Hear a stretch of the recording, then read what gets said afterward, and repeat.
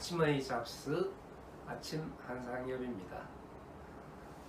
제가 이렇게 채널을 켜고 방송을 시작하게 된 것은 제가 알고 있는 여러가지 어떤 얘기들, 또 진리, 원리, 한의학적인 기본 개념, 그런 것들을 그냥 글로 쓸 수도 있지만은 제가 글 쓰는 재주가 부족하다 보니 충분히 그걸 설명할 수 없을 것 같아서 이렇게 동영상을, 어설프지만 동영상을 한번 만들어 보고 있습니다.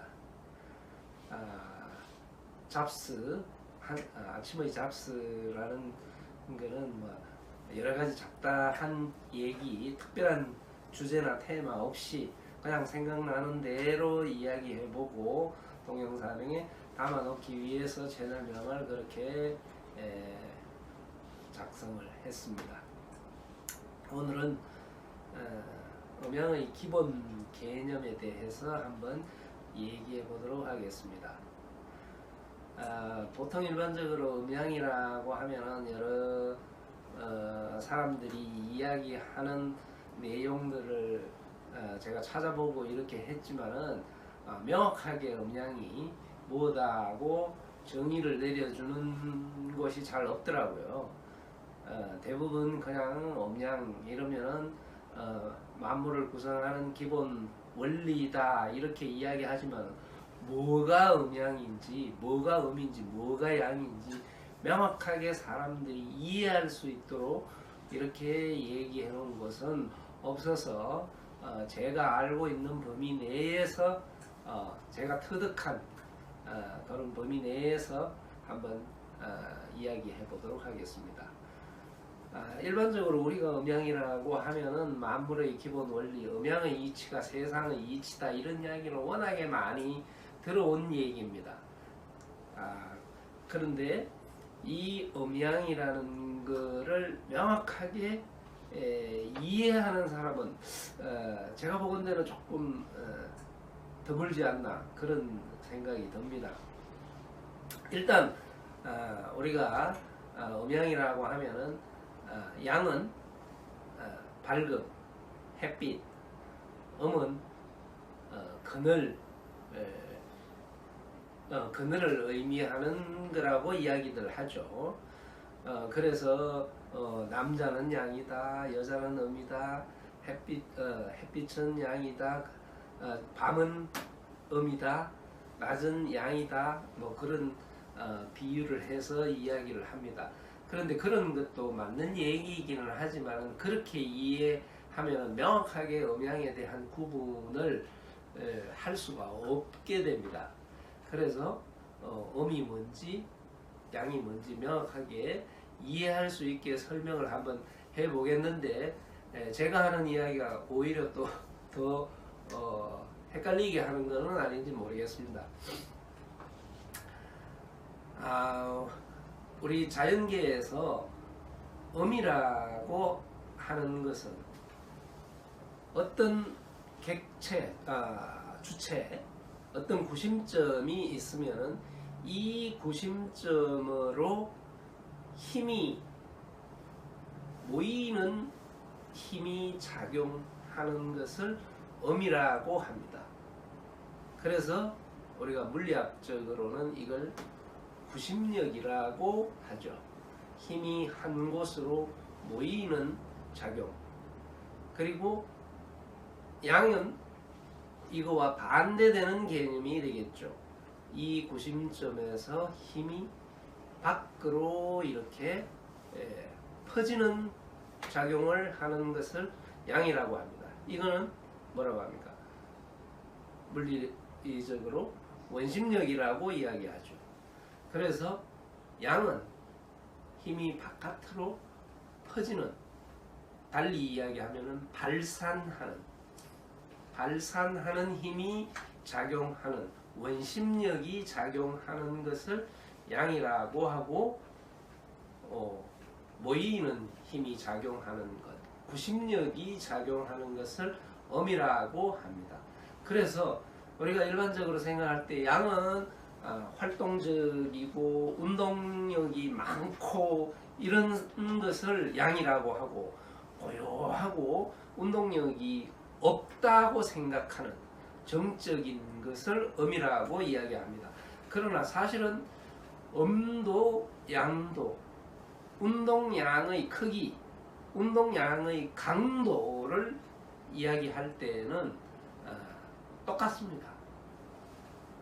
양이 운동량이 크고 음이 운동량이 적고 이게 아니고, 운동량의 크기는 똑같은데 아까 이야기했다시피 그 운동의 그 작용하는 방향, 힘이 작용하는 방향이 다를 뿐입니다.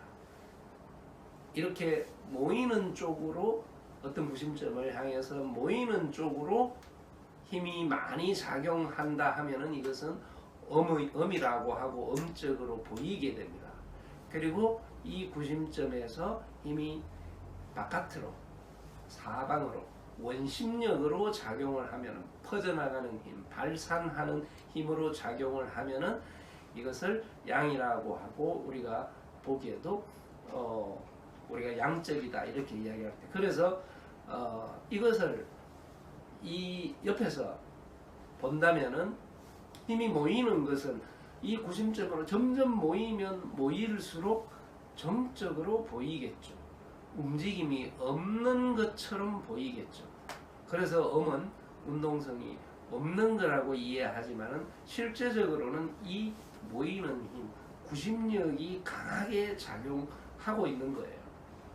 그리고 양이라고 하는 것은 여기에서 발산하는 힘과 바깥으로 퍼져나가는 원심력이 작용하기 때문에 옆에서 보면은 이 사람은 이 사람이든 물체든 어떤 것이든 이것은 엄청 우리가 인식하기에 활동적이고 운동성이 많은 것으로 보일 뿐입니다. 그러지만은 음과 양은 운동량의 크기는 같다. 단지 방향성이 다를 뿐이다.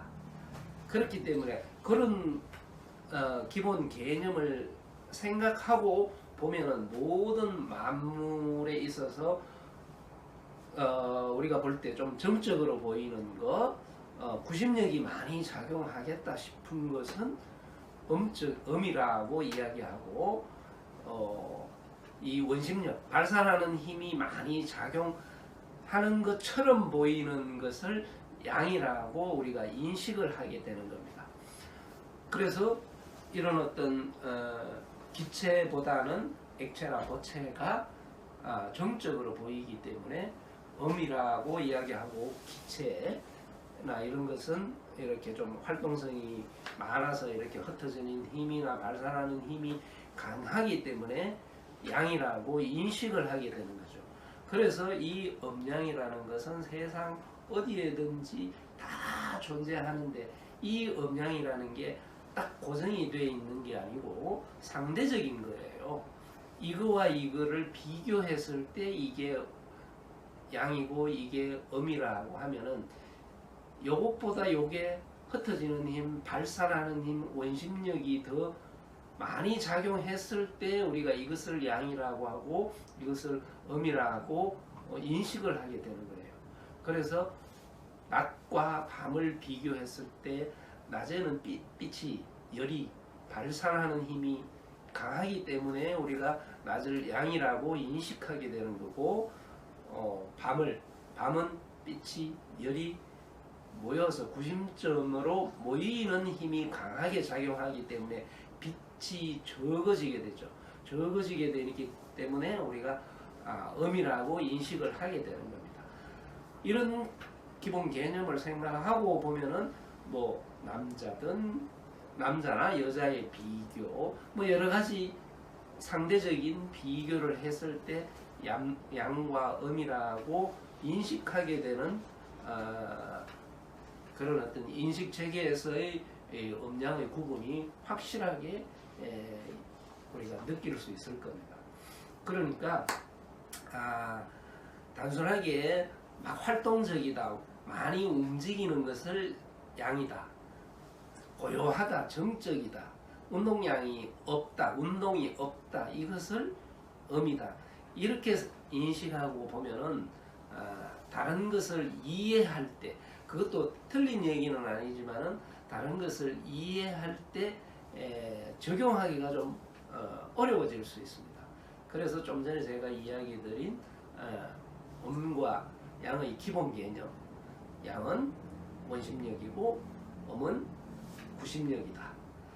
이것을 기본 개념으로 생각을 하고 보면은 세상 만물에 있어서 음과 양에 대한 인식, 만물의 기본 원리가 음양으로 이루어져 있다는 것에 대해서 조금 더 인식을 잘 할 수 있을 겁니다. 지금 현재 이 정도 이야기로 충분히 이해가 안 될 수도 있지만은 앞으로 다양하게 우리 생활에서나 아니면은 모든 자연 현상에서 일어나는 일들에 대해서 조금씩 이야기해 나가다 보면 그게 합해지면은 뭐 한 2번, 또 어떤 사람은 한 3번, 어떤 사람은 4번 이런 정도 보면은 음양에 대한 기본 개념과 이해도가 확실하게 나타날 것이라고 생각을 합니다. 예, 오늘은 여기까지 이야기하겠습니다.